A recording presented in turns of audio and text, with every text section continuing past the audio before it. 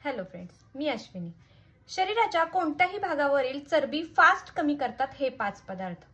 तर सगळ्यात पहिलं गरम पाणी फॅट बर्न करायला मदत करते।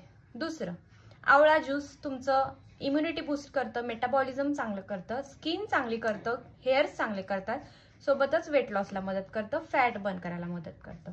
तिसरं ज्वारी तुमचा शरीरावरील बॅड कोलेस्ट्रॉल कमी करतं, सोबतच फॅट बर्न करायला मदत करतं। भाकरी बनवून खा किंवा थालीपीठ बनवून खा, फायदा चांगला होईल। चौथं ग्रीन मूग, तुम्ही मोड आलेलं ग्रीन मूग खा किंवा डोसा बनवून खा, फॅट बर्न करायला एकदम बेस्ट फूड आहे।